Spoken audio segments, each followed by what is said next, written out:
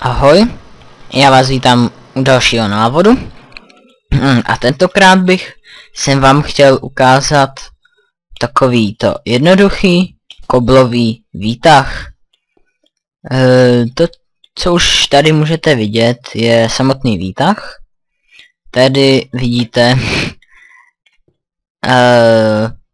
je to úplně jednoduché. Tady si takhle lezete sem, zmáčknete a počkáte chvíli. Já vám pak ukážu, jak to funguje. A jo, nevím, jestli to opravdu funguje, ale myslím, že by to mělo. Jo, to byl fail. Teď už by to fungovat mělo.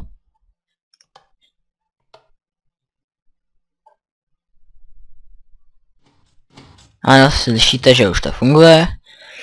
Já se vám za to omlouvám, za to zpoždění, ale fakt jsem nevěděl, že to tu mám vyplý. Jak vidíte, tak je to jednoduchá metoda. Kobl vyjíždí nahoru a tím vás vlastně tlačí nahoru. Jak jinak? Je to maximálně 9 kostiček, což je zase nevýhoda. A tady je vlastně samotný vrchol toho výtahu. Tady si můžete vlastně udělat cokoliv, takovejhle balkón, jak jsem si to udělal. Je to vlastně, můžete být vlastně skoro vysoký, jako je nebo tenhle ten výtah. A jak to vlastně funguje? Tady si takhle vypnu pro jistotu. A vlastně výtah se deaktivuje takto, že to prostě rozbijete. Pokud to rozbijete až takhle, tak se nic neděje, ono se to samo dodělá a prostě je to normální.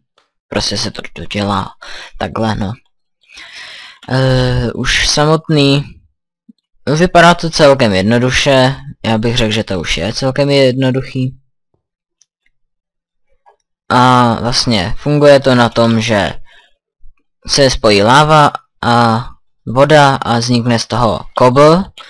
A vlastně ten kobl je posunován tímto pistonem o 9 bloků, tímto zase o 9 a tam je zase jeden, který to sune zase o 9.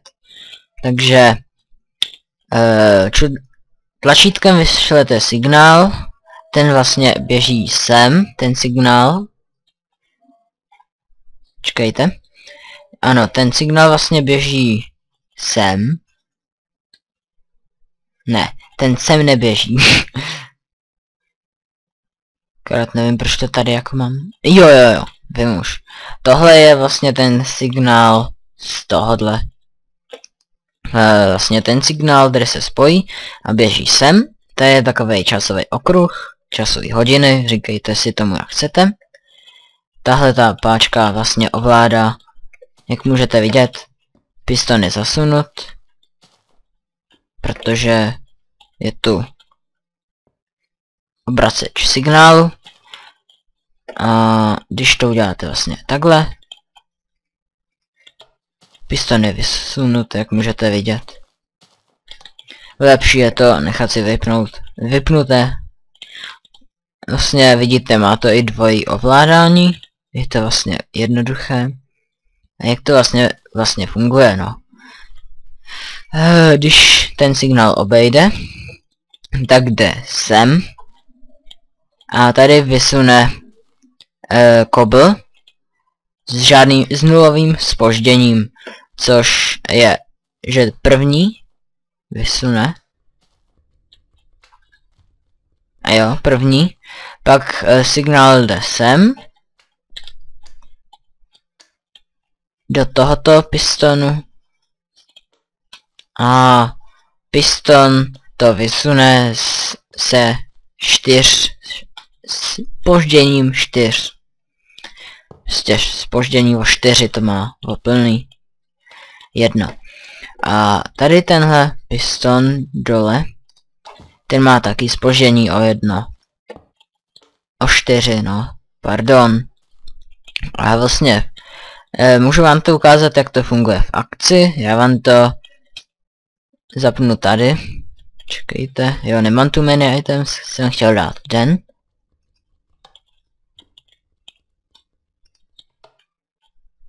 Jsem zapomněl, že to mám zaplé tady.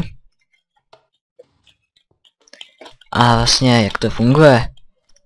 Tady vidíte, jak obíhá signál. Tam se zpomalil, protože tam je to naplno. A vidíte, jak to funguje. Tady se to vlastně spojí. Já jsem tomu dal delší čas, šlo by to udělat rychleji. Tady piston to odsune. A tady už můžete vidět. Piston to dá nahoru. Samozřejmě, kdybyste chtěli, tak tento výtah jde udělat i víckrát vedle sebe, akorát toto byste museli postavit asi takto nad sebou, stejný, a fungovalo by to 100%. No, má to docela velké využití, akorát musíte mít cestu dolů a taky krumpáč, no, to je jediná nevýhoda. Takže já vám děkuji za zhlédnutí videa a za to, že mě prostě sledujete. Určitě se můžete těšit na další návody, ne nápady. Tady vlastně vidíte ten výtah, takovej další, roztáhanější. Nevím, jestli je to srozumitelnější pro někoho. Tady je to vlastně zvenku. Tady vidíte dokonce i ten piston. Takže já vám děkuji a u dalšího videa. Čau.